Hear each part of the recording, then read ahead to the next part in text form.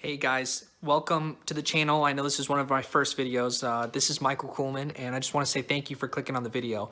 And any of the books that you're about to see that I go over and review, I've read most all of them, and I'll talk more about it in depth. But anything you find more interesting, if you've read, just drop a comment, interact with me. Obviously a small channel, so I'll interact back and maybe I'll even do an extra video on one of those if you would want it. So let me know, okay? Thank you for clicking on the video. Hey, good evening, everybody. This is Michael Kuhlman, and I wanted to make a video for you guys. This is actually a really cool topic for me. I thought up so I actually got this idea from watching people on YouTube, and I saw this one guy that had a stack of books, and he just went through one by one and said, "This is the kind of stuff I like to read." So I'm actually going to be talking about all these books. Let's get that in on the camera. So, yeah, well, I don't know how many of these I'm going to get through. All I did was I just went behind me. You see my shelf? I just went through all my shelves. I have two shelves here and then a couple back at the house that I grew up, and who knows where else, and with friends and with other stuff. But I got a lot of books that I've read, and I love to read. And I've been in school these past year, since last January. Now it's December of 2019. And I just love to read, and I haven't been able to as much. But here I get to, at least for one evening with you all, just sit down and kind of talk about stuff that I've read, and I think it'd be a fun experience. So let's go. Let's start with it. I don't have a plan on which one I'm going to start with.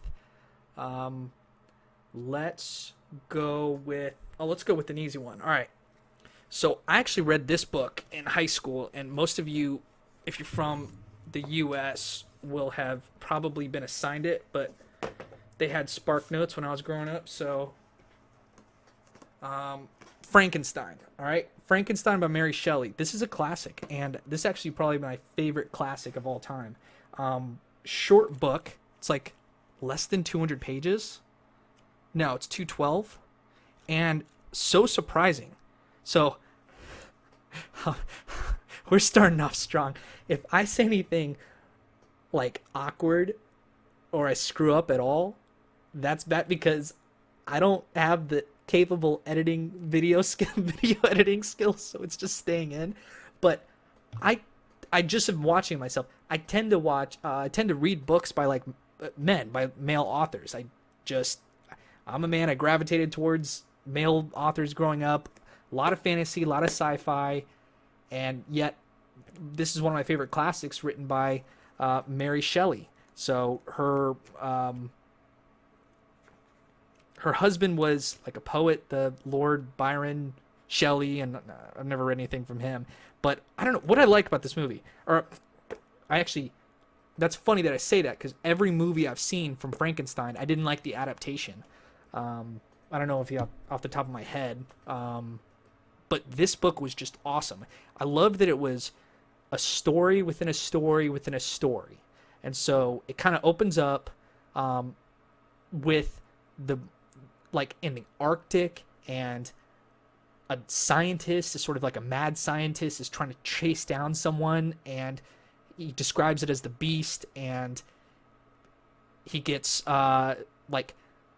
in this Arctic frozen circle, he gets found by a ship, and he has to tell his story. And so his story is like this unbelievable thing of how he was a young scientist, and he put together what became to be known as Frankenstein's monster. And so it's kind of interesting, that little misnomer that you guys probably know most about this, but the monster is called, it doesn't have a name. It goes unnamed. But Frankenstein is the name of the doctor that puts him together, the young scientist. And I call it a story within a story within a story, because eventually later on the monster becomes sentient and tells his own story, and within that story there's one more story. So I kind of like the layered, it's almost like Inception, like multiple layers. And I just loved how let's see, what did I love about it? I really like this book. I just love how raw it was. Like, it was very emotional. It was almost like a father-child relationship, but the child, like the monster, is repugnant, and that was a big theme running throughout the entire book. Is that it's an awful creature that should have this thing should have never been made, and it tries to go through society and it tries to fit in, and it just is rejected by everyone. And so it's sort of a tragedy, like a very sad story about a friendless,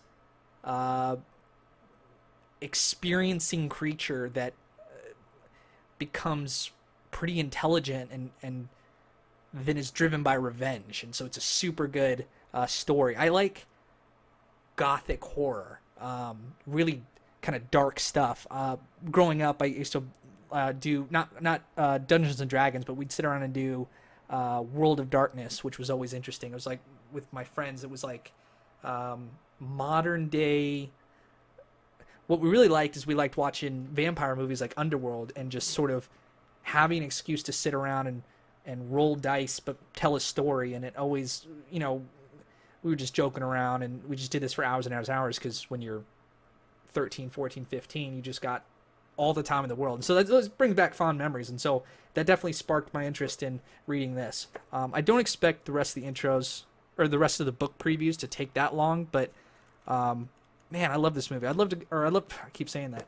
I loved this book, and I might go into more depth because I should give it a reread and then tell you all about it if you find that interesting.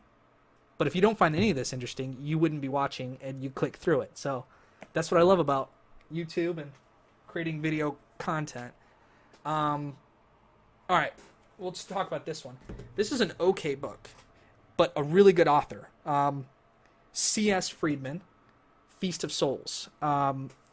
Fantasy book. It's about a young girl who finds that she has powers, kind of like a witch. Well, actually, not really. So in this world, magic is like the only people that can practice magic are men, and they take power from other people. Like, they take life force, sucking it out of other people, and then they use it, and sometimes for evil, sometimes for good. But then the women, the witches who have the ability to do it, it takes it from their own essence.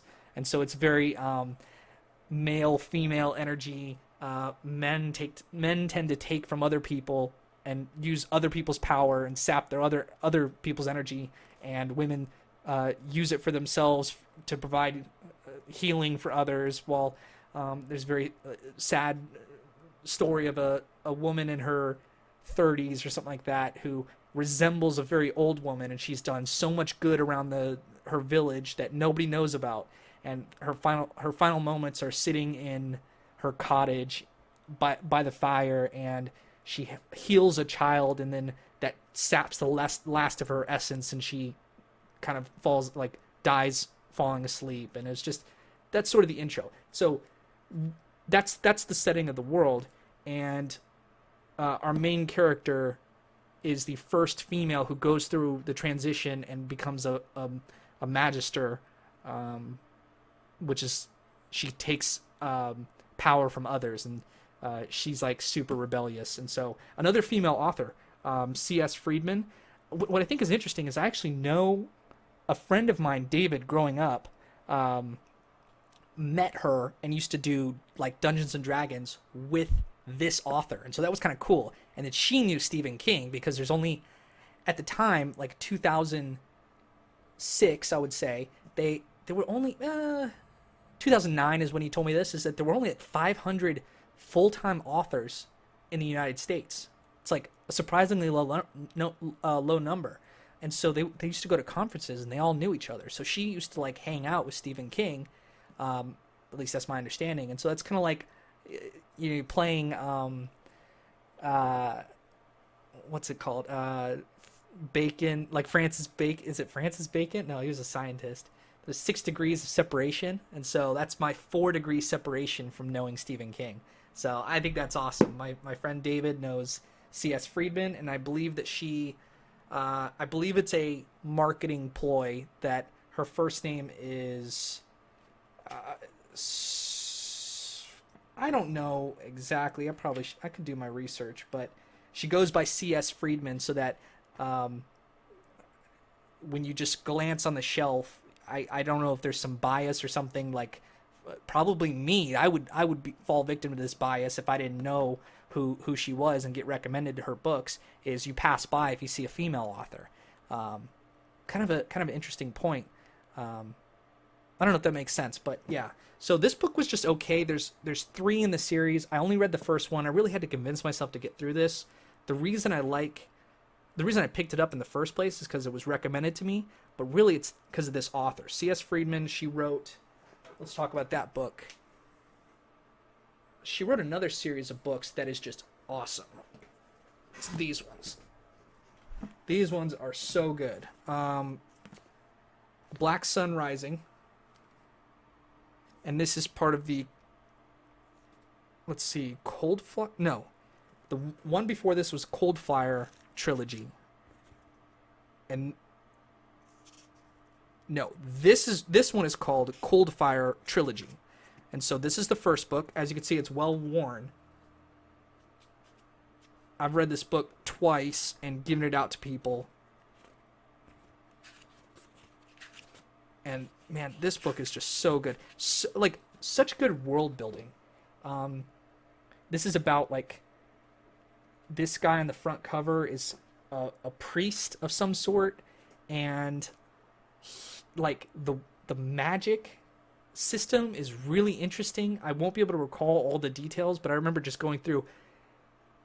It's a sci-fi fantasy, meaning that it takes place in the future, but it's a fantasy book, and it's just awesome. Like, it's what's so awesome about it? Because I just remember it being really good. Really good characters.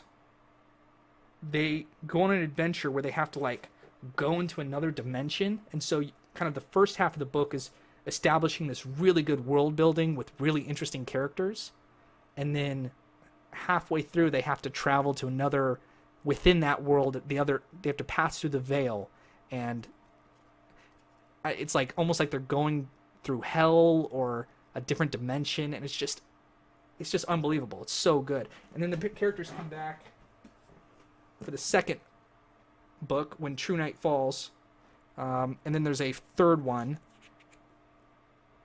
and that one's called Crown of Shadows. And I might have some of these orders wrong. You know, you guys have Google, but would highly recommend that series from C.S. Friedman. I got to reread those because I don't really remember the plot, but I just remember it being awesome. Let's go with... Oh, this is a great one. I read this one very recently. So this is my first Philip K. Dick novel. He is a sci-fi writer that, if you guys are watching this video, you've already heard of him, most likely. This one is Do Androids Dream of Electric Sheep? So this is one that they based Blade Runner off of. I've watched the first Blade Runner movie. Thought it was good. It's a classic. It's fine. A little boring, in my opinion. But then I loved Blade Runner 2049. I think the visuals are awesome. I love the subtlety of it. Me and Corey we gotta watch that movie. I watched it pretty recently, and then just do a podcast on that because that movie's awesome. This is the book that Blade Runner, the movie, was based on, and this is much more contained of a story, and the author is an unreliable narrator, and there's a lot of double backing, if that makes sense. Like, he might be an android. It takes place in dystopian future, on Earth, I believe in the year 2019. So, I mean, this was written in the 60s, but it doesn't feel like it was written in the 60s at all. It feels like a very contemporary novel, and it's very dark setting. Almost like a cyberpunk feel, I would say. And I mean, if you've seen the films or know anything about it, I mean, you know, it's very close to the setting that's in the book. And what's super interesting is that most humans have left Earth at the time this novel takes place. So the people that have remained are kind of like, what are you doing here? Like, there's our main character's a private investigator, and so he works for the police force, and he's a bounty hunter that goes and kills the remaining androids, and androids look like humans, but they don't act like it, and so he's one of the specialists that can ask a certain series of questions, and based on the responses, it's almost like a Turing test in real time. If you guys have watched the movie Ex Machina, which if you haven't, you need to go pirate that or Netflix it or something, because that movie's awesome. You do a Turing test where you ask a certain amount of questions, and he can gauge based on the responses if it's an android or not, and his job is to kind of kill the android and shoot him. And it's just so interesting because certain cops within this novel start doing the test on him, and he fails certain aspects of it, and then there's kind of this ring around the rosy of, are you an android? Am I an android? And it's the way it's written. It's very, it's very fast and witty. And if you stayed on Earth, it's like there's one character who's not very intelligent who has a whole apartment complex to himself, and he uses this VR machine, and that's his like one pride and joy. And then androids come and kind of shack up with him, and the events all kind of culminate in the end to an exciting conclusion. So I mean, I just had a great time. This Philip K. Dick is, I've read, you know what? This isn't the first novel I've read from him. I read Ubik.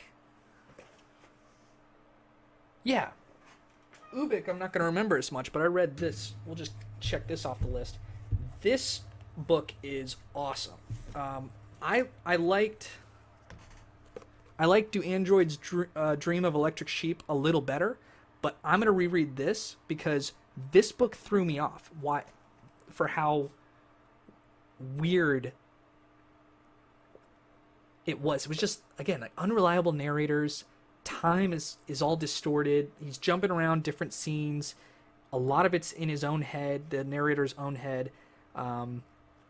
You don't know what's real and what's not. You don't know if he's just thinking or it's not quite stream of consciousness. I mean, there's a story that goes through. I mean, it's pretty clear to follow.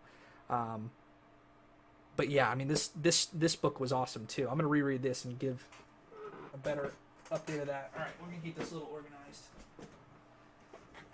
Let's start with not start, but let's continue on with some nonfiction. So I liked this book too, Sapiens. Yuval Noah Harari, Israeli anthropologist, I want to say. PhD in history from the University of Oxford, lectures at the Department of History and the Hebrew University of Jerusalem. This is a bestseller. You guys have heard about this in the past couple of years. Really interesting book. It's kind of a philosophical book. Goes over the history of humans and our very early, goes through the lineage of evolution of Homo sapien, which I didn't know much about. I went to a school where they didn't. All right, I went to a school where they had 2 slides on evolution, and one of the slides was everything wrong with evolution, and why it doesn't line up with creationism. So I didn't get a good education. So it's really good that I'm able to read these books now and actually learn about what scientists say and anthropologists. So this guy is really interesting because he'll take it philosophical. So he talks about constructs of, kind of everything's a construct, a little bit postmodern, and like he says, communism is just a construct, money is just a construct.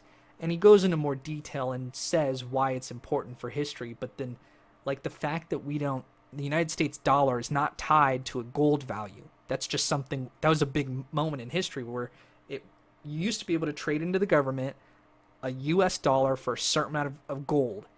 and then at some point in our history, we decoupled that from the value of gold, and it's just on its own.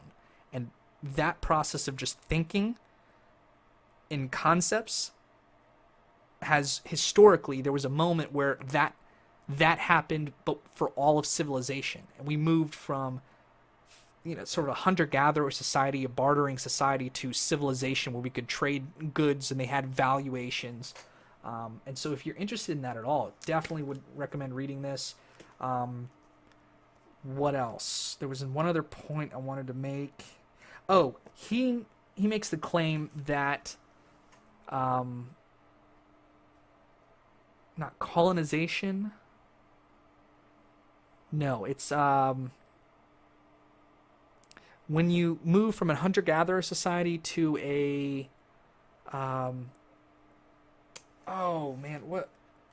what kind of society? Like where you agriculture.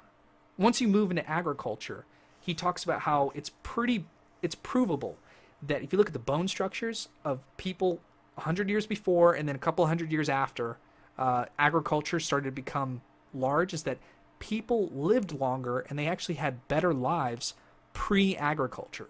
You'd go out on the hunt, you'd hunt for your meal, and then you'd come back home, and that was your week of work in one day. But as soon as agriculture started, that's when people with their knees, they started to get all jacked up, their shoulders, they started to get hunched over on their backs, and people started working 100 hours in a week because the crops have to be tended to, and the aqueducts had to be constructed to deliver water so that this agriculture could keep on going. Now civilization thrived. I mean, you went from 100 people in a tribe to thousands of people congregating in large cities in whatever 1000 BC, and that's a super interesting. It's like he makes the claim that agriculture was a huge setback for humanity when everyone thinks it was a positive thing.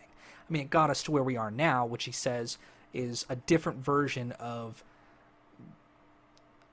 the future that we're living in and that we're about to live in is going to be his next book, which I'll talk about now. I'm going to show it to you all.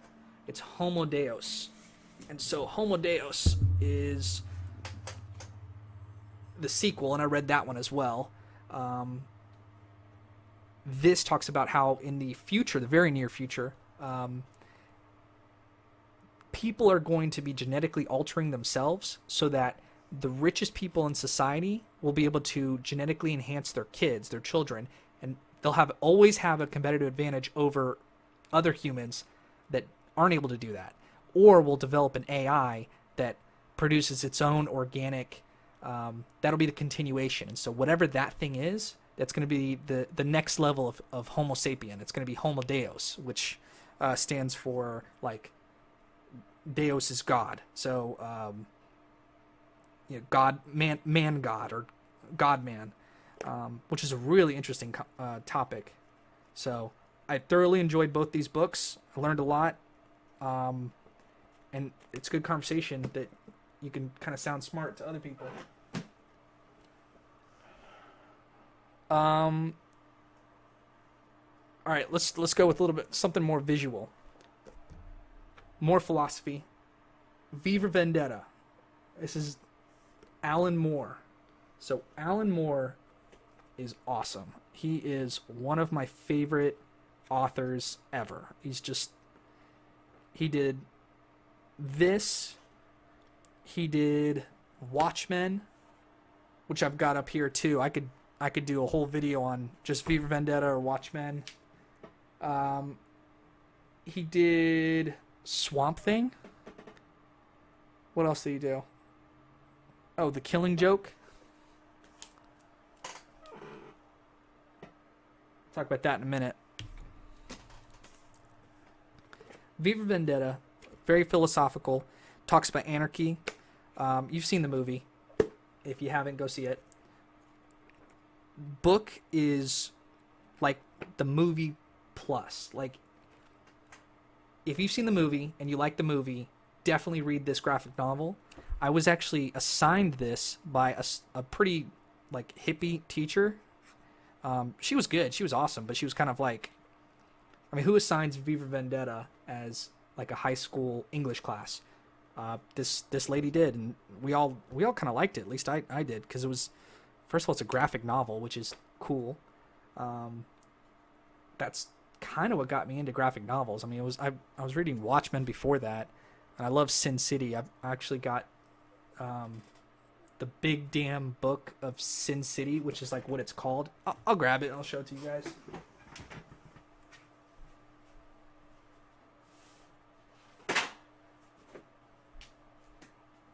So this thing is huge. Here, we'll show you. Here's that Frankenstein book. So there you go. So this is all the comic books from Sin City.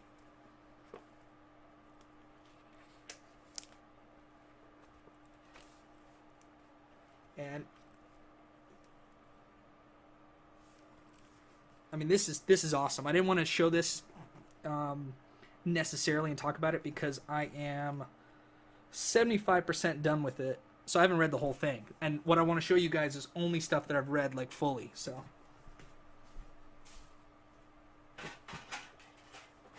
oh, you know what? My bad. Alan Moore didn't write that. That's Frank Miller. Whoops. Anyway. Yeah, I know all my stuff. What am I looking at? Oh. V for Vendetta takes place in England, in a future that's not too far off. Like another, like, written in the 80s, takes place in 2019 type of deal going on. And it's about anarchy and the philosophy of when is it right to stand up against your government, and talks about totalitarianism and what's the meaning of I mean, it's English history, and so you get a little bit of a insight into the Guy Fawkes, who the mask is based on, that 4chan mask that everyone has seen that represents protest. That guy is famous in the 1500s because he tried to set up a bomb on Parliament, and that's interesting. I think it was a failed attempt, and he was hanged, and that's kind of cool. So this is the modern day version of that, and it's a really dystopian, futuristic. I guess it's not super dystopian because it's kind of modern day a little bit. Very interesting, very good character development. I just love that he adds so many layers onto his book, and he's pretty meta with it. So like, there's certain chapters, a lot of them have V's, as in the background they'll put a V, or if there's a room number on there, it's room number 5, which is V in Roman numerals. And each chapter is The Vanishing. This is chapter 9. Each chapter starts with the letter V, and so, victorious, vigilance, all that stuff. So, great novel. If you guys have never read an Alan Moore, Chapter 6, The Vision, highly recommend it. Great artwork. The artwork for Watchmen was a little bit better. Dave Gibbons did Watchmen, and David Lloyd did V for Vendetta. But it's really about the writing. It's really about the construction. One day, I'm telling you guys this, one day I'm going to write a graphic novel. I really, really, really want to. And I either want to find an artist that I can, collaborate with, or I want to draw it myself. I've been practicing sketching. But yeah, that's like a life goal. All right, got V for Vendetta out there. Let's do some Chuck Palahniuk. So, Fight Club, good book, solid book. Movie's better. Pretty sure the author agrees with that too. Book is worth reading. A little bit of a slog through, but if you've never read Chuck Palahniuk, I think I'm saying that correctly. Um, he's a crazy writer. I mean, he's like a really freaky short story writer that when he writes full length novels, it feels like he's really good at concepts, really good at kind of in the short term what would be really cool. So the one line would be, what if a guy, you all have seen this movie too, what if a guy shows up to, it's like starts a fight club and loves getting beaten up, and he's kind of a rebel of society. And so it's just interesting. It ends in a different way, and that's almost worth reading just by its own. And there's cool lines. They hit you differently than they do the movie. I love the movie delivery because Edward Norton with the narration, the voiceover, it's like that really sells it for me. And then having Brad Pitt as like the alter ego, man, that was just like the best dynamic on screen. But the way they play out, they're different characters slightly in the book, and it's phenomenal. I don't want to say phenomenal. It was a good book. It wasn't. Other books I've already showed you I've enjoyed better, but I'd recommend it. We'll do Choke. So I liked Choke better, also by Chuck Palahniuk. Choke, I read this years ago. I must have been 16, 17 when I read it, and I'm 27 now, so that's 10 years ago. Choke was really good. It's about a guy. They made a movie about this, but the movie wasn't that great. I mean, it was okay. I liked it. Book is better than that movie. It's about a guy who shows up to restaurants, and let's see, he's a medical school dropout, and he's an anti-hero for our deranged times. He has a scam. He pretends to choke on pieces of food while dining in upscale restaurants. He then allows himself to be saved by fellow patrons, and then these patrons feel responsible for his life, and they go on to send him checks and cards and letters, and he feeds off of that energy. And then he's this is really interesting. He's a like super sex addict, and so there's like a lot of instances where he describes his sex addiction, and I'm telling you, like, there's no way that the author wrote this if he didn't have that like some sort of affliction himself, because there's man, it's just too detailed. Like, unless he's just got a crazy mind, which probably is the case as well. There's like a real insight into a freak's mind. So I love it. Choke was great. There's one book that's even better, Survivor. I don't think I have that one here. I believe it's called Survivor by Chuck Palahniuk. It's about a guy who like joins a crazy cult and hijacks an airplane, and the whole book, like half the chapters are him in the airplane, which is really interesting, like taking people hostage and just rethinking his life. And the other half tells his life story, and so that was a good novel. Got that done. We'll do an okay book now. I had to slog through this one, Neuromancer by William Gibson. So interesting thing about this book is that it's recommended as one of the best sci-fi. This is the first cyberpunk novel. Kind of started the whole genre. At least that's my understanding. That's how the story goes. It was written in... Let me find it. 1984 by William Gibson. And what's really cool is I read this, and like the day I finished it, like I closed it, I was falling asleep, and I listened to Terrence McKenna sometimes when I go to sleep, and he was talking about this book while I was like, and I just remember like thinking this is the coolest thing as I was like drifting off to sleep. And so that was kind of an odd thing of synchronicity. So cyberpunk novel, really interesting in the first half till about there, and then it's just boring. So what this is about a hacker who, in the 80s they kind of described the internet before the internet was a thing, and they got a lot of things wrong, but it was kind of cool that he they call it jacking in, and so he jacks in, puts a headset on, and I don't know if serum goes, I don't know how it works, but he's swimming through data fields, and the megabytes are flying around him and stuff like that. So this guy was a hacker, and um, he's like a 24-year-old drug addict, like constantly taking drugs in Japan in the future. As I'm describing, it sounds a lot cooler than the actual book. The book, I didn't find it that interesting. I really had to slog through this one. But the premise is cool, and it set up a whole genre of cyberpunk, which is like an awesome, futuristic, techno-based, like cool concept art, cool music. And so he doesn't pay his debts off, and he gets beat up or something, and they take away his ability to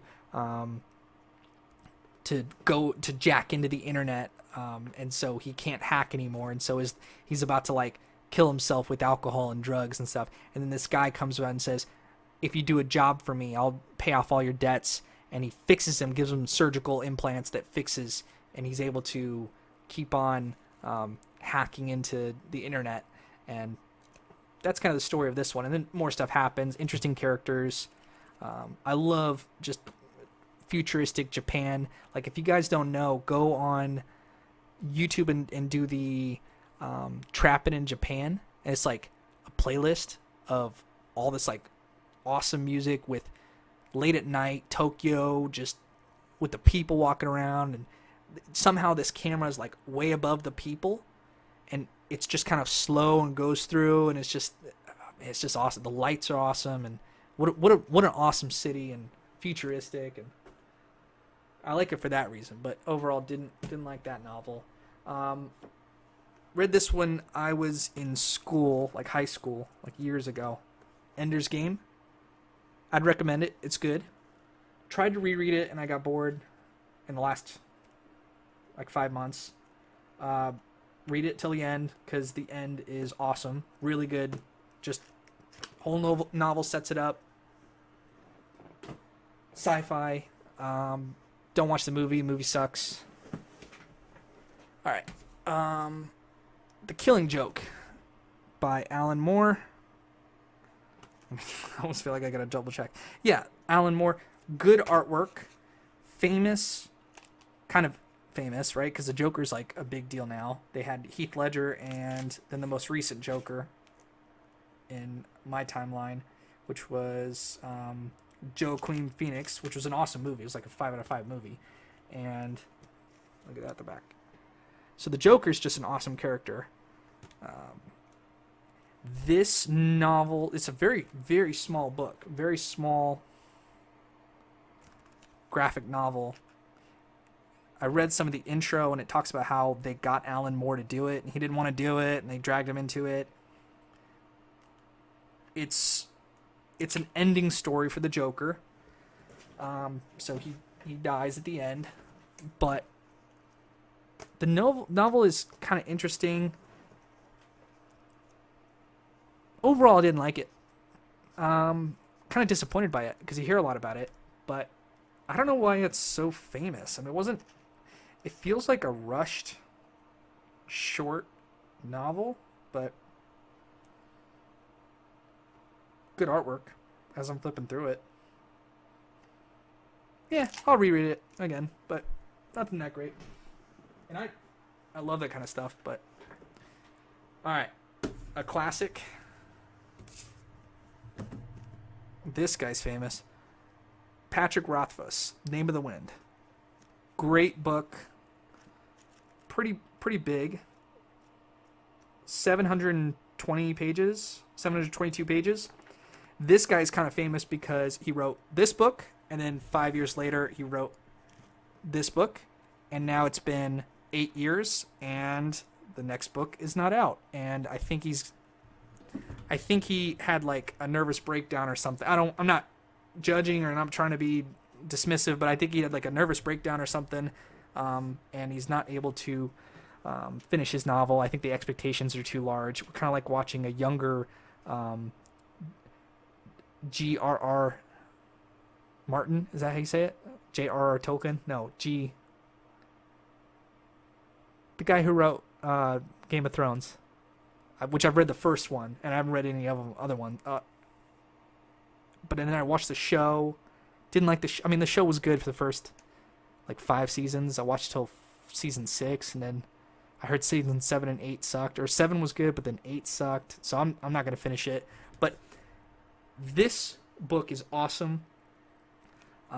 Really good character, really good magic system. Kind of somewhat generic, but it's well written. The main character is like awesome and just really good scenes. Again, another story within a story. And the main character is kind of famous in this book for. I was learning about like English lit and like Hamlet, and characters have fatal flaws.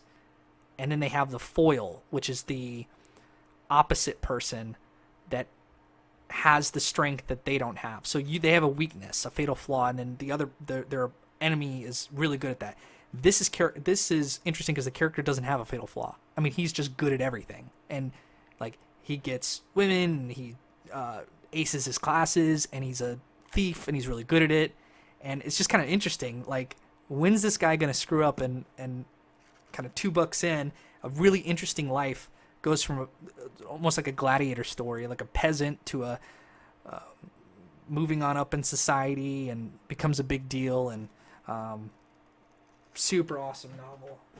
The second one, really good. There's a section in here that kills like everybody. It's like here to here, here to here, and that's like halfway into 3/4 of the way in, something like there, where there's just a big long slog of like, what is this character doing?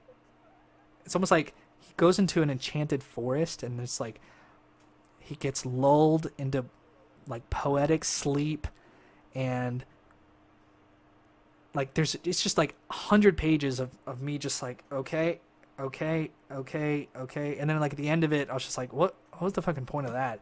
So this guy just keeps on writing, but good book. I mean, I would recommend it. So most people have read it though, but that's my take on it. I think I'm gonna take a break. I'll be right back. See ya. All right, we're back. Took like a 24-hour break, but it's okay. We're back. Let's keep going.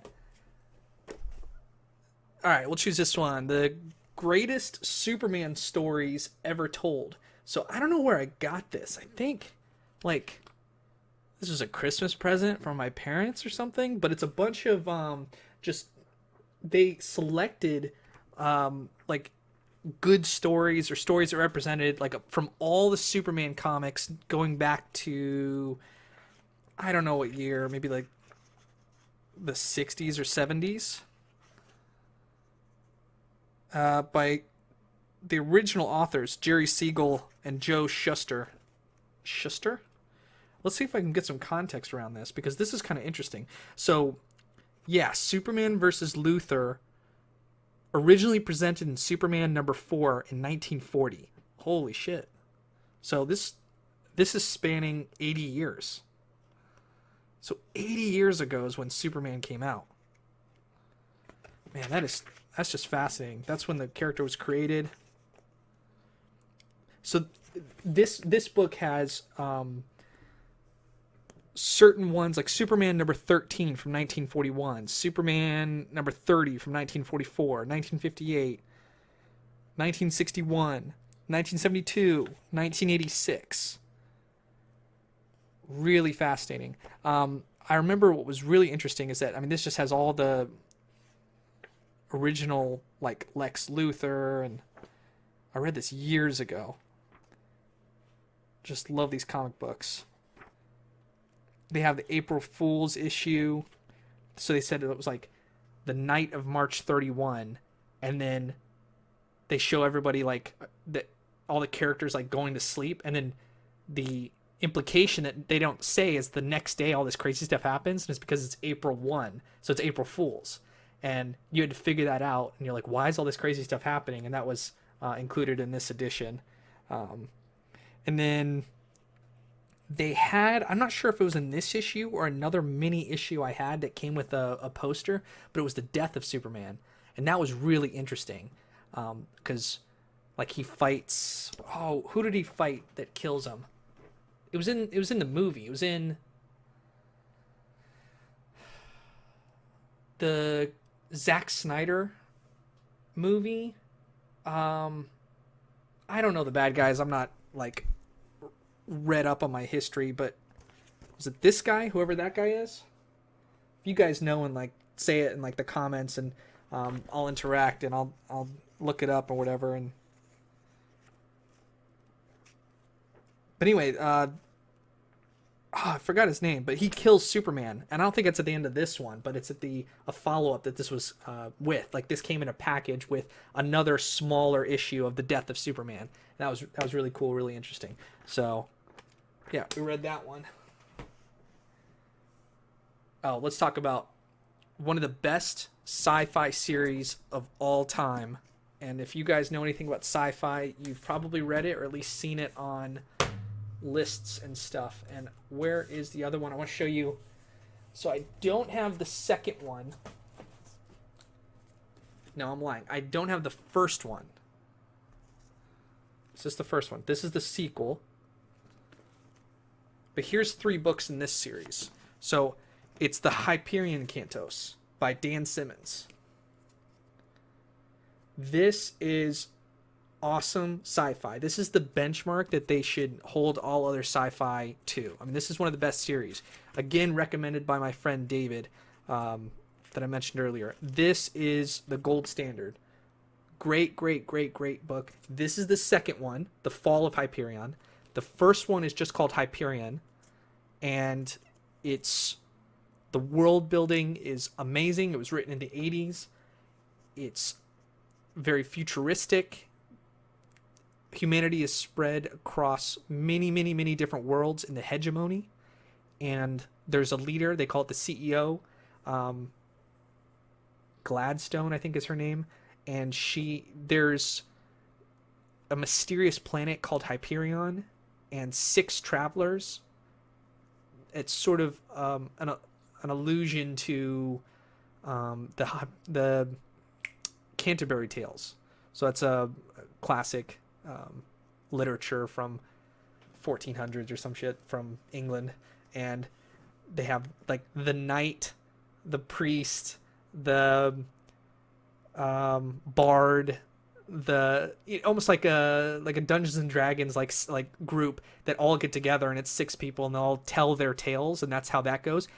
The first book of this series is kind of based on that, but they have a captain of a ship, of a spaceship, but it's nature based, and these people are elongated and tall because they have the tree of life that's a huge spaceship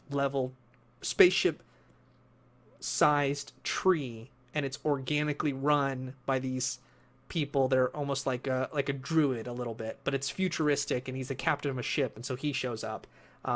They have a soldier with all these super advanced technologies, and he's a soldier in the field, and he's a general or a commander or something, and he has been sent back in time multiple times for his training in simulations. And the weird glitch that starts to happen in these simulations is he sees a woman on the battlefield while he's fighting, and then they go off and have a relationship, and he sees her multiple times, and that this lady turns out to be an AI that was sent by this 4-dimensional being called the Shrike. And so he's sent on this journey to him and some other people like that. But the soldier, the captain of the ship, they're all sent to Hyperion because they were selected to give offering at the time tombs, which are the set of tombs that are traveling backwards in time, and they're supposed to be released to open up. And this 4-dimensional being called the Shrike is sort of like the guardian of these time tombs. And so these travelers have to go to this planet, and they have to make their journey. And the entire journey is across. There's two stories in one for the first book. Um, each person, there's maybe 6 or 7 tales.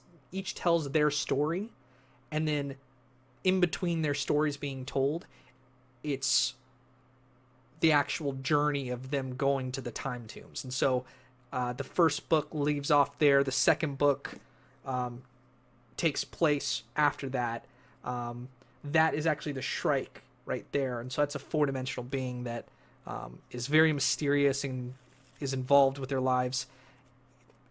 They have warp gates that people are traveling through.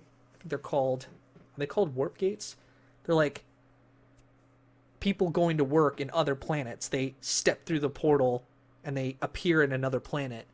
And there's an AI system that's run by this, I think AI has become sentient, and it causes a certain amount of problems. And then this planet is being attacked by a bunch of, like, the Ousters is what they're called. I might be confusing that. They might be called something different. But there's like a group of alien races that are actually just humans that have evolved differently, and they've evolved in space. And they are the bad guys, and they're attacking. And so the hegemony, which is all the groups of people, have to sort of fight off, protect Hyperion, and so that becomes a big deal. And so all this happens over the course of 2 books, and then there's 2 more books, and these books actually are better than the original series. I won't go into these as much, but the third book is Endymion, and it takes place hundreds of years after the events of the first 2 books. You have the first book, which I've described in detail, the second book, which takes place right after that and wraps up that story. This book takes place hundreds of years after, and it's just so interesting. It's much more personalized, this book, and then its sequel, which is the final in the series, this book. Both were great. This is my favorite, the third one. The character is awesome. It gets much more in depth, and just as a quick preview, he's writing it. He's writing it after being condemned to death, but the way they put him to death is they put him in a spaceship, and it's got a quantum, like, Schrodinger's cat. So Schrodinger's cat is, if you put a cat inside of a box and put it out in like space or whatever, and you can have quantum things that either turn up or down, and it's totally random unless you observe it. I'm getting some of the details wrong, but you kind of get the idea. If it's observed by a third party, it will choose on or off, and if it's on, it's like an isotope that's getting radiated or something. So it's basically Schrodinger's cat is this idea that you're not sure if the cat inside is alive or dead, and it's just based on if you're looking at it. So it has to do with quantum physics, and it's how quantum physics doesn't reflect with Newtonian physics, like the reality that we live in. The you drop an apple and it falls to the ground, versus what the weird stuff that happens with quarks and quantum physics. And if you take that and ramp it up, you don't know if this man writing this story is alive or dead at the time. He's in this limbo space. And so he tells his story, and it's like a couple hundred years after the impactful events of the first 2 books. Great, just really good characters. I mean, this has got everything. Really, the story, the world building, which I've described, is awesome. The stories within those are great. They're super varied. There's a detective story that is kind of like a short character following around, and she comes from this world with super heavy, like 1.6 times Earth gravity, and so she's kind of short and bulky, and the way the world is described there is like the world that she comes from is totally different, and people got to do things so differently. And her personality type, she's kind of gruff, but she's a private investigator, so you got that little noir, which I always like. Yeah. Oh, this is just great books. Would 100% recommend that they're one of the best sci-fi books ever written. And it goes Hyperion, Fall of Hyperion, Endymion, and the Rise of Endymion. Really cool artwork. About 700 pages. 500 pages. So between 5 and 700 pages, but really good, really fast. We'll talk about another series. This series is super huge. I've been reading these for years. And this is Steve Erickson's The Malazan Book of the Fallen. So these are the first 4 books. The reason I show you this is because I am reading this one, House of Chains. You can see actually my mark right there. So about halfway through it. I put these books down because these books are kind of a slog to get through. They're really good, but they are... It's like... he's an anthropologist, and he was a professor, I believe, and he just started writing. He had a D&D campaign with his friends. So much of this comes down to D&D. I don't know why. I'm not a big D&D player. I played World of Darkness growing up, but then not... Whatever. I mean, it's fantasy and sci-fi, so you can't get away from it. This is the first book in the series called Gardens of the Moon. Amazing. You don't get attached to any character. It's a little bit like Game of Thrones, where it's not like everyone's dying all the time, but the whole series is... He introduces dozens of new characters in each of the books, and the books take place on different continents. It's all fantasy, so it's there's magic, and it's years and years and years ago, and it's there's not a main character, which I would say is a criticism of these books, but the way he writes it is he introduces a character, you get to know the character, and the character is very impersonal. You're not inside their thoughts. You are just... It's just like a camera is following and telling what they're doing. It's not a whole lot of internal dialogue. So like they follow a mage, and in the very first couple chapters, and I thought it was like... I was really attached to this character. I was getting into it. I was like, okay, I'm starting to get the way that she operates and the way she goes through the world. And then kind of halfway through the book, we don't really mention that character a whole lot. Mentioned a few other times, and then never again. Like, almost never. Like, that character, I forget her name. I don't, who cares what the details, but sort of mentioned, like, in the 3rd book, but it's like very surprising. I was like, well, what happened to our character? We're just learning new ones. It's always like we're learning about new characters as opposed to sticking with wrapping up the story of the old characters. And it's actually kind of cool because it's reflective of sort of how real life operates, that what he's trying to tell is a history of the Malazan Empire. And so the Malazans are this, and nobody's good or bad or evil. Like, it's not clear.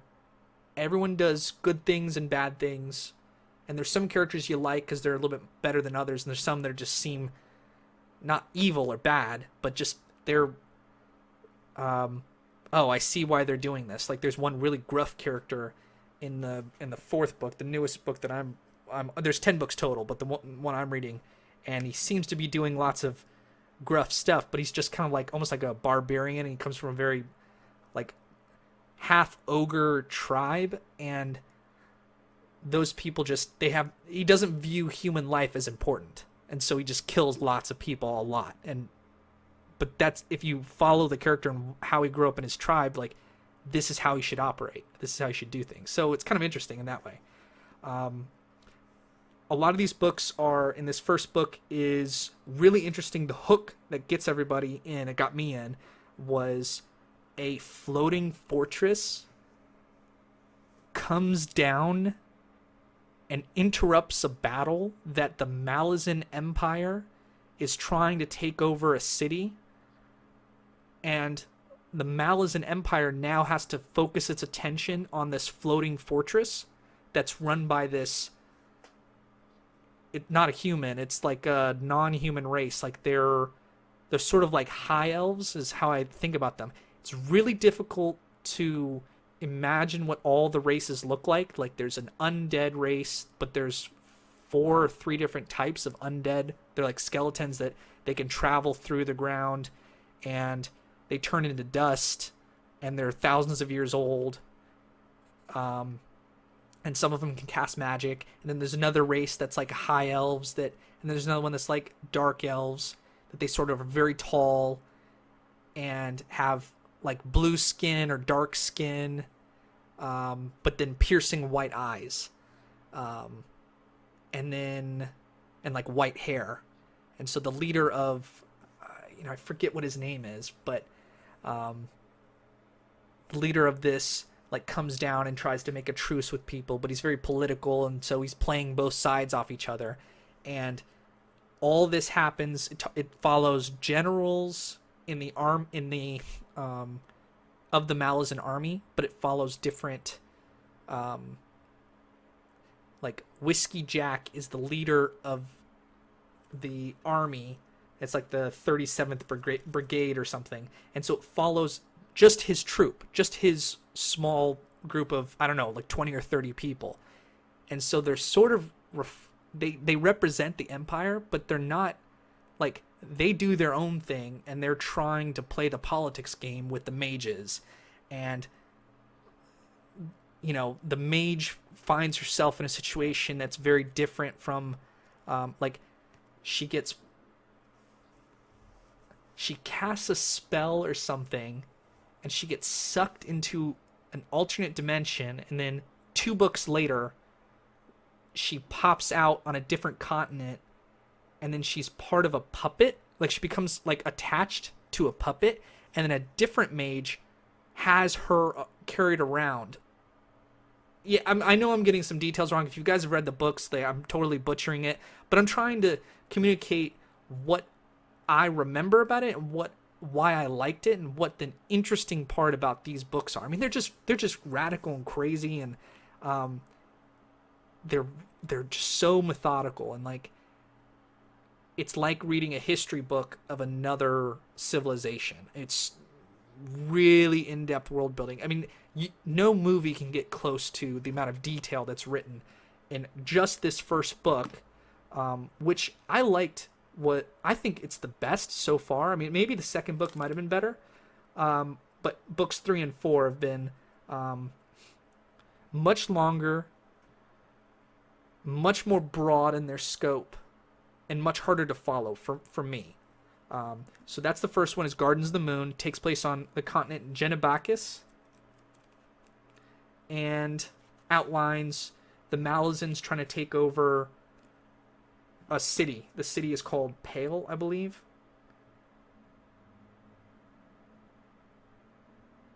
Let me read you the description. I think that'll be helpful in this, because this is such a great series. So, the Malazan Empire simmers with discontent, bled dry by interminable warfare, bitter infighting, and bloody confrontations. Even the Imperial legions, long inured to the bloodshed, yearn for some respite. Yet Empress Lacine's rule remains absolute, enforced by her dread claw assassins. For Sergeant Whiskey Jack and his squad of bridge burners, and for Tattersail, surviving cadre mage of the 2nd Legion, the aftermath of the Siege of Pale should have been a time to mourn the many dead. But Darujistan, which is the new city that they're trying to take over throughout the course of this book, last of the free cities of Genebakis, yet holds out. It is to this ancient citadel that Lacine turns her predatory glaze. But it would appear that the Empire is not alone in this great game. Sinister, shadow-bound forces are gathering as the gods themselves prepare to play their hand.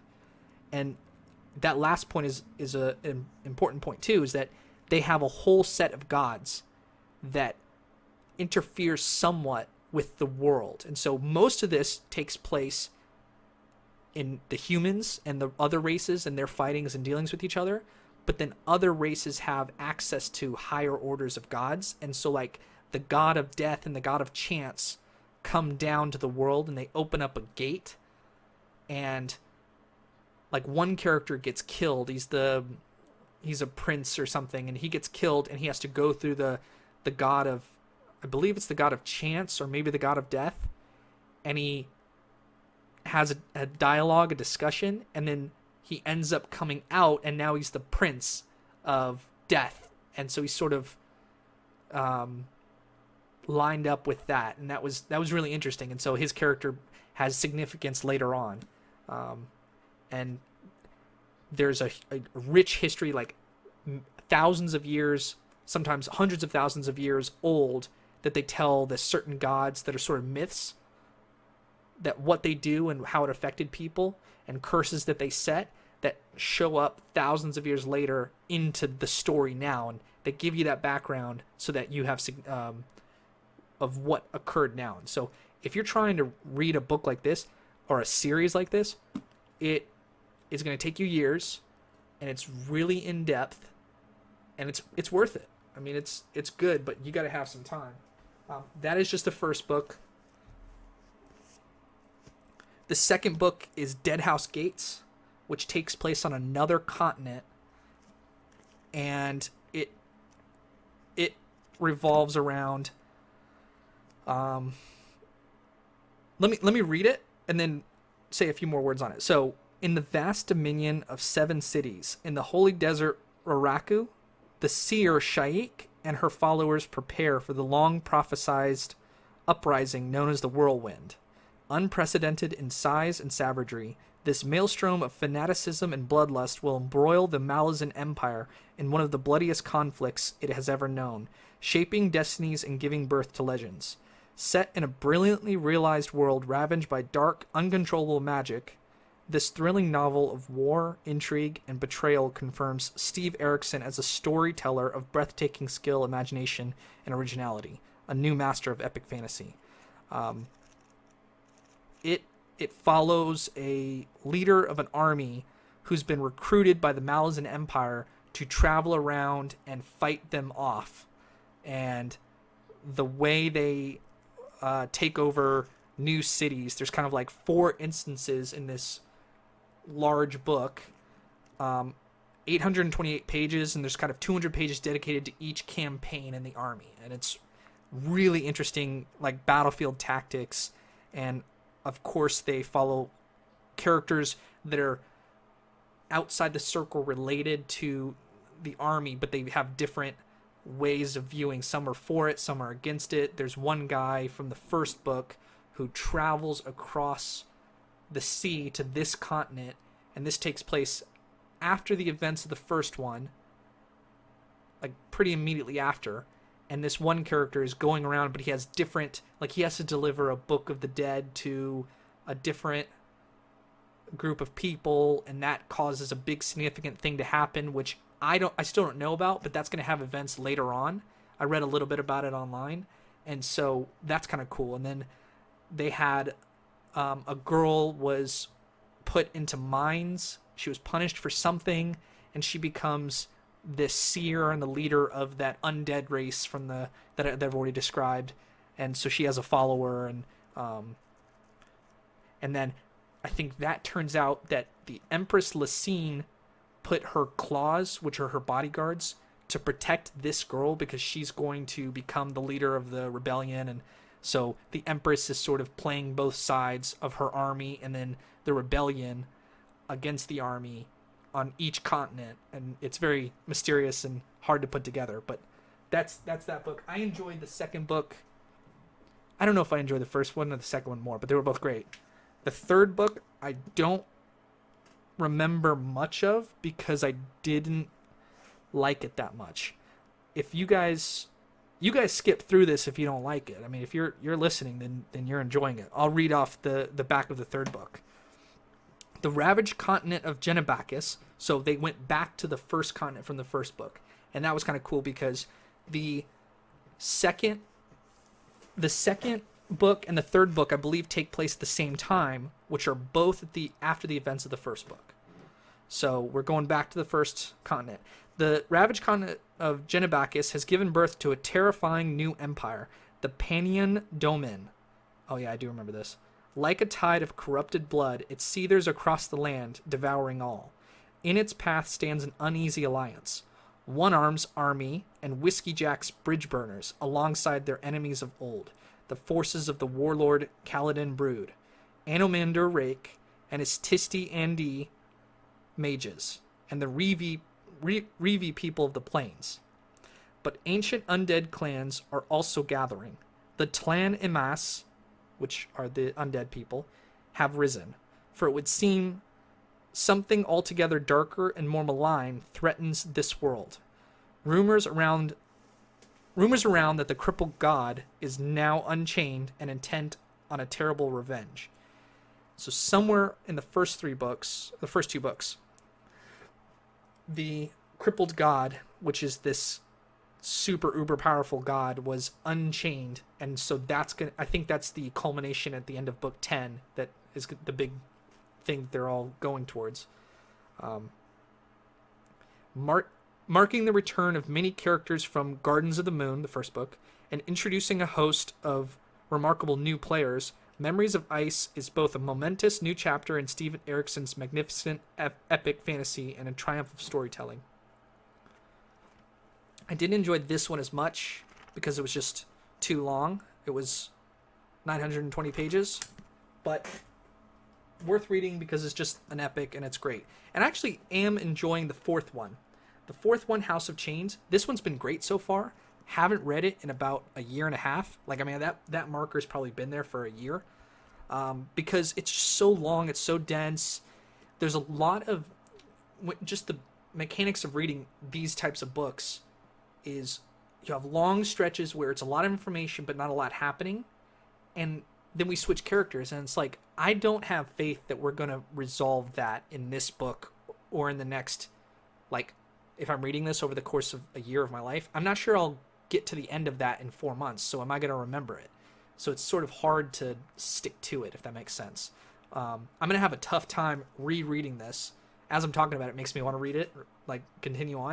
I'm going to have a tough time remembering what's already happened in the first half when I resume for the second half. And so there's resources online that you can use to read. I did that before I started this book because I took a break between books 3 and this one, 4. And reading the wiki, you absolutely should read the books first, but then reading the wiki reminds me of all the things that happened. Yeah. This one has been interesting because I love the main character. He turns out to be a really impactful character, and his name is Karsa Orlong. I believe that, yeah. And that's the half ogre guy that I mentioned. So let's read it. In northern Genebakis, a raiding party of savage tribal warriors descends from the mountains into the southern flatlands. Their intention is to wreak havoc amongst the despised lowlanders, but for the one named Karsa Orlong, it marks the beginning of what will prove to be an extraordinary destiny. Some years later, it is the aftermath of the Chain of Dogs. That's from book 2. Tavore, the adjunct to the Empress, has arrived in the last remaining Malazan stronghold of 7 cities. New to command, she must hone 12,000 soldiers, mostly raw recruits, but for a handful of veterans of Coltane's legendary march, into a force capable of challenging the massed hordes of the Shaiks Whirlwind, who lie in wait in the heart of the holy desert. But waiting is never easy. The Seer's warlords are locked into a power struggle that threatens the very soul of the rebellion, while Shaik herself suffers, haunted by the knowledge of her nemesis, her own sister, Tavore. And so begins this awesome new chapter in Steven Erikson's acclaimed Malazan Book of the Fallen. All right. And then once I keep going with these, I'd love to talk about it more and discuss it. So that's halfway through the 4th one. I'm going to go back a little bit and talk about another Chuck Palahniuk, and this one's called Damned. Great artwork by Chuck Palahniuk. It's the Fight Club author. This is about a 13-year-old girl who commits suicide, and she goes to hell, and she has to travel through hell. And it's gross, it's disgusting, it's shocking, and it's really good, and it's really interesting. I actually read this with my girlfriend. I have not finished it. Full disclosure, I shouldn't even talk about it because I haven't finished it. But so far, I kind of get the gist of it. And with Chuck Palahniuk, you don't even need to read to the end because, like I said, he hones in on that concept, and you're gonna keep hitting that concept. Every chapter is just hitting on that concept. So even if I get to the end, it's not like the end is gonna be anything crazy or different. But there's a follow up to this called, let's see, Damned, and then it's gonna be called something Doomed. I believe it's Doomed. It's written in 2011. Life is short, death is forever. Would recommend this if you like shocking, gross hell stuff, which I always like. I think it's fun. It's grimy, it's nasty, it's gory, it's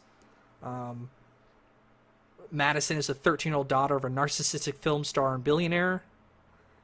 Abandoned at her Swiss boarding school for Christmas, she dies over the holiday, presumably of a marijuana overdose. So yeah, it's totally just not taking it seriously. Like, you can't die from a marijuana overdose, but the girl doesn't know that, and so she takes it, and she describes it, and she thinks she died from a marijuana overdose. So she goes through hell telling everybody that. She's kind of naive, but kind of a punk, and she's clever, and yeah, great book. We'll talk about this book. An Italian author. I randomly picked this up.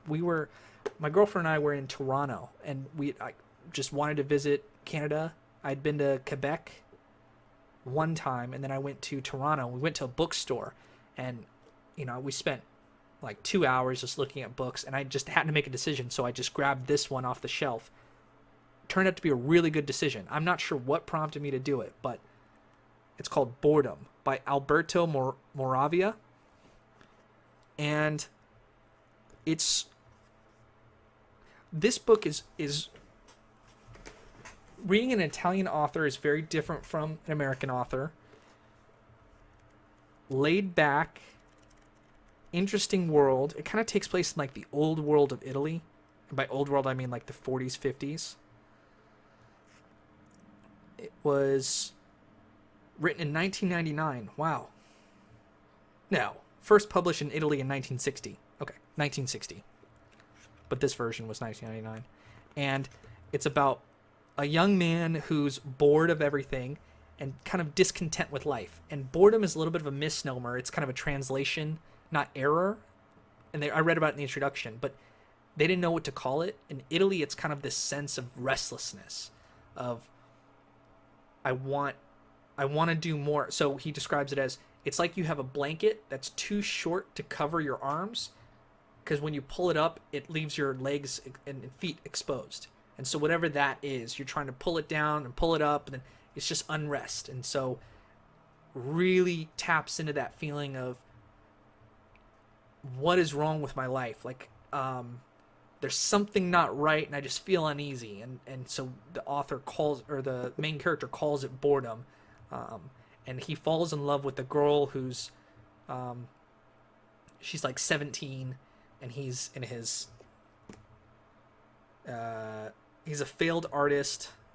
I don't know how old he is. Oh, Dino is approaching middle age. He's consumed with boredom, a lack of interest in life, a feeling of profound disconnection with the world at large. He's a painter who's given up on his art. And then he meets a little bit of Lolita vibes. Like, he meets a young girl who's beautiful, and he wants to paint her. And he's inspired by her, but then she is ridiculous, and she's over the top, and she messes with him emotionally and really it's because she's young, and she doesn't know that she's hurting his feelings, and he's falling for someone way too immature for him, but he loves her. And so the conflict goes back and forth of why he's so angry. But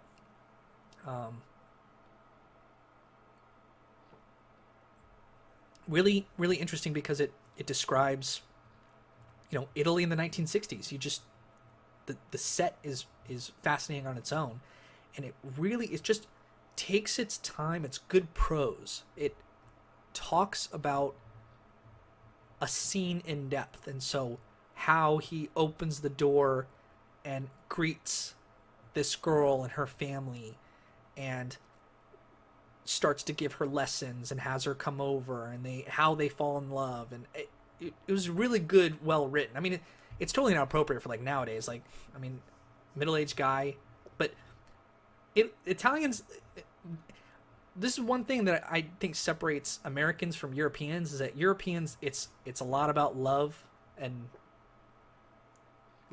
sex and all that stuff, and art and beauty. It's totally like there's not as many taboos around that, and sometimes just not having those taboos is a positive thing to read about, and it's very interesting.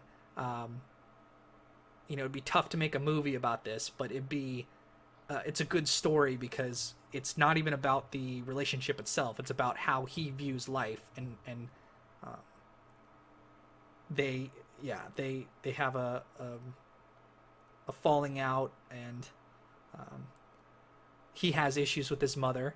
So the main character like yells at his mom, or then asks her for money, and I'm not doing justice for the description of the book, but it is really good, and I actually would recommend it. Let's talk about an interesting book. The 48 Laws of Power. I think that you should read this book as a little bit of a tongue-in-cheek joke.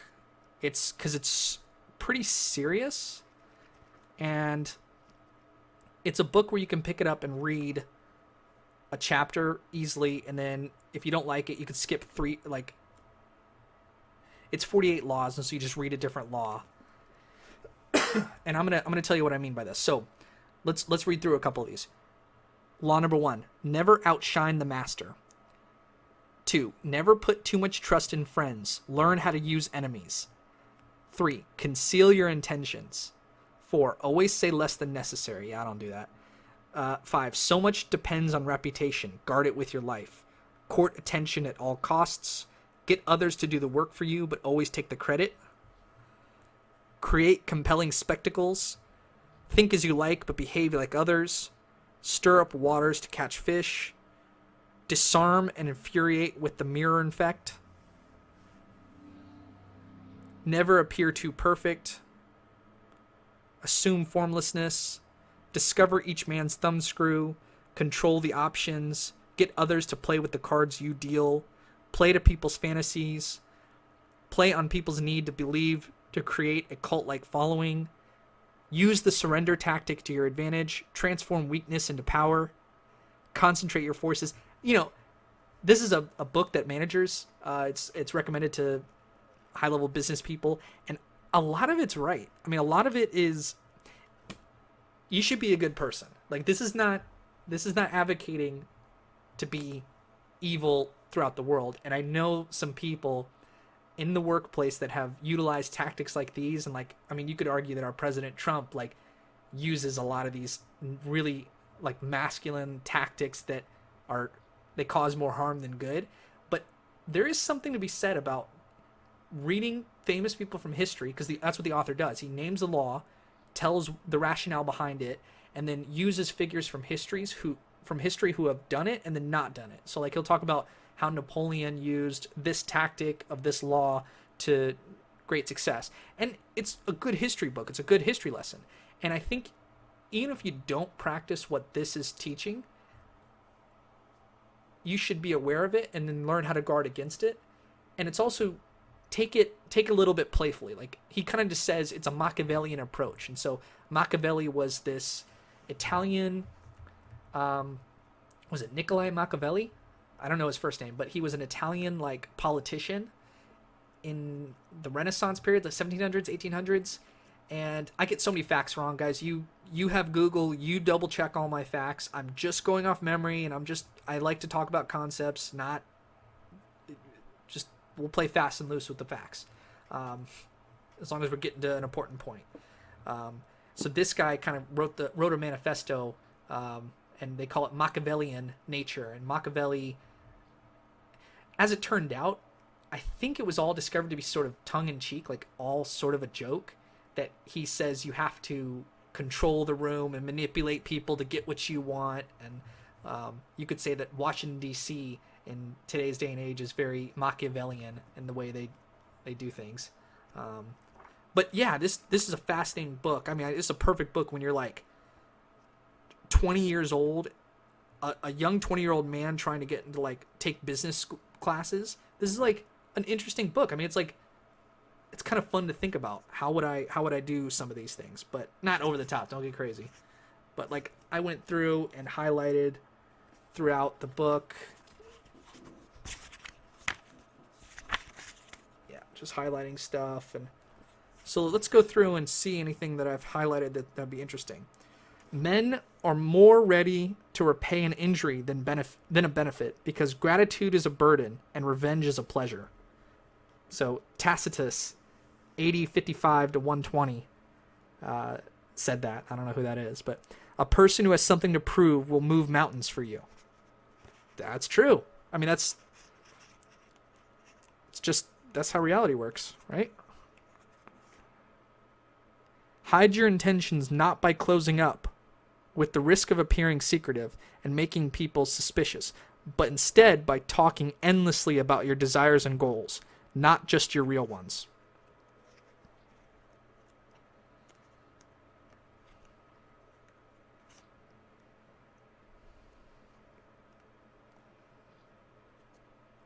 But the human tongue is a beast that few can master. It strains constantly to break out of its cage, and if it is not tamed, it will run wild and cause you grief. Power cannot accrue to those who squander their treasure of words. I think that's right. So don't be an asshole when you read this book, but it's good, and I think it says a lot of useful stuff, and it's just fun. It's fun because it's kind of ridiculous. It's like nobody's gonna, do some of these crazy things. But the author, Robert Greene, went around and he wrote a book with 50 Cent, and that was about something about like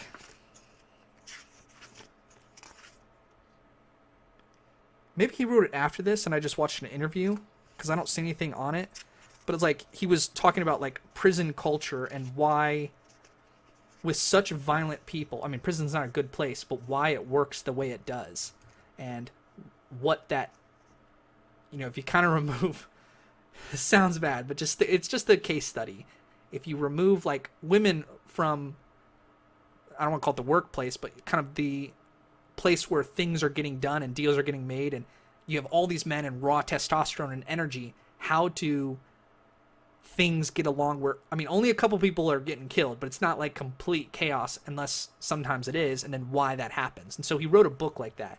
And the reason he talked to 50 Cent is because he likes this author, some, dude that looks like me, some college journalist dork or something,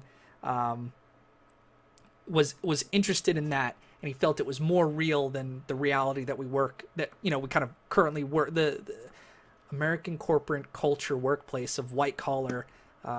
There's a lot of fake deception going on, or real deception going on that uses these tactics, but it's all underhanded and underplayed. And I think there's something interesting about that, and I think that is appeal to like about hip hop and being raw and being real. I don't know. All right, let's get over that. Let's keep going on with politics. I read this book. Great book. Fear. Trump in the White House by Bob Woodward. If you don't know anything about Bob Woodward, he is like a well-respected journalist. He's like 78 years old or 80 or something. And he's written about 8 presidents in the past, Republican, Democrat. From everything I've seen of him, this is the only book I've read from him, but talking with like my dad who's read a bunch of his books, and just sort of his general reputation and respect is that he's nonpartisan, I mean, he's obviously political. I don't want to say non-political, but non-party. And Bob Woodward wrote about leading up to Trump's election and then Trump's first year in office. This came out like maybe 1 year in. I mean, let's look up exactly. Let me tell you.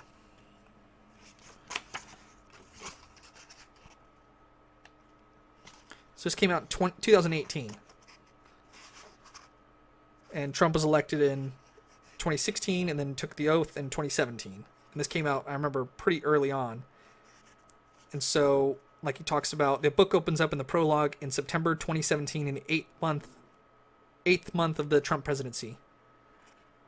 And he just talks about, does a lot of interviews with people who left the administration like early on. And so it was just total chaos. This book, and as well as the other sources, I mean, there's just truth in here. Trump is an erratic leader, yells at people, absolutely rules by fear, rules by just firing people, blowing up at people. You have professionals that it's such an honor if the president asks you to work for the White House, for the administration. But then if you have a leader who isn't presidential and doesn't treat people correctly, it's not a good fit. And this is the most powerful office arguably in the world. So, I mean, it's just not good. And it's good that we have journalists like detailing this. And I didn't vote for Trump. I'm not Republican. I'm not Democrat. I don't like the Democrats. I don't think they do things very effectively. I think only truly someone who says they're Republican or Democrat is either running for office or they're in D.C. I don't think most Americans in any of the other 49 states outside of Virginia and Maryland, the other 48 states, like super identify with the Republican Party or Democrat Party. And I don't either. I mean, I just think that I definitely have leanings that probably are more liberal, more Democrat than Republican. I voted for Obama. I voted for Hillary Clinton. I didn't like Hillary Clinton. Nobody liked Hillary Clinton. But yet, it was better than Trump. But Trump wasn't even a Republican, yada, yada, yada. I'm not saying anything that anyone else hasn't heard. But just look at the raw person and the leadership capabilities of the individual. And take the politics out of it. And I would read this and be interested in it if it was written about Obama in 2009 or 10, like in the first 2 years of his presidency. So this book was super fascinating. It's just really good to hear about like the background behind when Trump talked with the leader of North Korea, Kim Jong, whoever it was, there was meetings back and forth about how they should approach North Korea, and then Trump said one thing like, "Oh, I will deal with that in this way," and then within hours of the meeting ending goes and makes a radical tweet calling him Rocket Man. And it's like, this is really bad. You don't screw up relations with another world leader, especially North Korea. And it was totally against the script, like totally against. We sat down and had a meeting, and we had like brainstorming sessions. And I know this too because I work in a department for a hospital nearby, and we have meetings where we make recommendations to the higher ups and say you should do this process, that process. And it'd be good if they followed what we say. You don't have to take everything that we say. You do it your own way. You're an executive. You're going to make your own decision. But me with the data nearby, like I'm trying to give you good recommendations, and you know more than me, so you're going to make the ultimate decision. But Trump just has these meetings and then totally goes off script and does something crazy. And it's like, that's not good leadership. So it's good that we're outlining. I don't read tons of books like this, but this one was really good. And so, yeah, I had a good time reading that one. Oh. All right.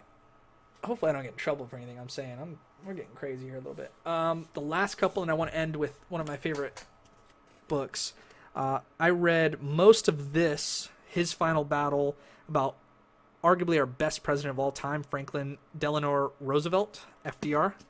and FDR was confined to a wheelchair. He was the president before, like, from 1930 to 1943 or something like that. He was elected 4 times, and then the 4th time he did not want to run, but the American people sort of forced him to run, and he was a great president, one of the best of all time. He was a Democrat, put in a bunch of social systems, started Social Security. I believe he did the highways, got us out of a depression of the 30s, the Great Depression. Yeah, and just was a great president and beloved by all. Yeah, so Watchmen. I could make, as I've already stated, a whole video on this. This is the greatest graphic novel of all time, hands down. The best characters. It's about superheroes. I've not seen the new show on HBO, but I heard it's really good. I saw the movie. I loved the movie. That's actually the best, in my opinion, the best trailer of all time was for the Watchmen movie. You should go look that up. Smashing Pumpkins, I think, did the song for that trailer. What makes Watchmen so great is it's alternate future and really good character development. Interesting characters. It goes back into the history. They're superheroes, but there's been a law enacted where superheroes cannot, they're illegal, they're banned. And so all of them have to go into hiding, and some of them retire and give up. And then certain other ones, like there's one, the smartest man in the world, starts his own company, and so he's not really a superhero, but he's trying to run a corporation in that way. And then there's one, Rorschach, who works from the shadows, and he's kind of a like a grungy figure, trying to figure out why people are killing old superheroes. And so he's like, people are like, the book opens up with them killing off the comedian who was a famous superhero in that world. And the whole theme is who watches the Watchmen, like who regulates the people that are supposed to be protecting us. If the people who are protecting us go evil, and so there's a lot to be said about like who polices the police force with nowadays. If the police are corrupt, they're the ones with the power, and it's an alternate history. So they say that I believe Nixon in the 70s got reelected. He didn't get impeached, and he, I think, is still president into the 80s, and this takes place in the 80s. And he wrote a law in, and so it's kind of like the corrupt guy stayed in power and is trying to shut down superheroes, and crazy stuff happens, and the book totally delivers. The ending is way better than the movie, and yeah. If you haven't read Watchmen, go read it. It's the best graphic novel ever. And the final book I want to talk about is an interesting one called Heroes Die by Matthew Stover. Fantasy book, but again with the fantasy futuristic, really super well written. The guy trained in martial arts and not jujitsu, but like striking and boxing and stuff. And so the fight scenes are just like hand-to-hand combat, and they're really, really well detailed. Like, I don't think I've read any book where there's a better just like punching, moving, like the description of how our main character is fighting is just excellent. You could tell the author has experience in that. I'm going to give this a reread. I've only read it once. It's a pretty beat up book, but I love books where you start to read, you're intrigued by it, and then more levels open up, and that's exactly what happens here. Really impactful scenes, like every 100 pages or so, there's an interaction with a character, or we discover something new about our main character, and it's fascinating.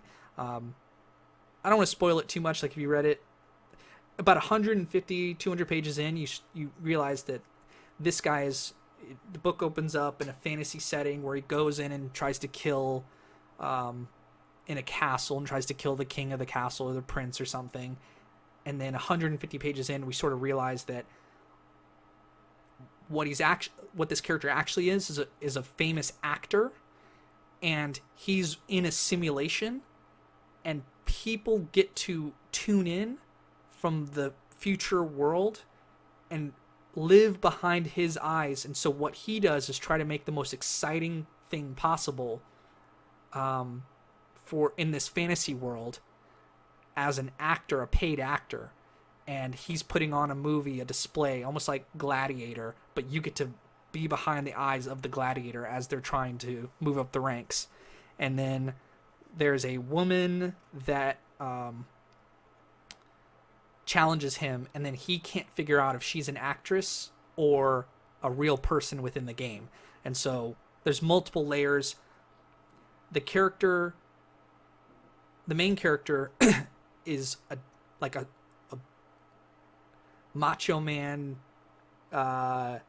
in the game, in the simulation, but in real life he's different, and he learns that kind of the character arc is you can't solve problems with your fists always. Sometimes you gotta let loose and solve things in different ways, and that's really interesting, really well crafted. You should read it.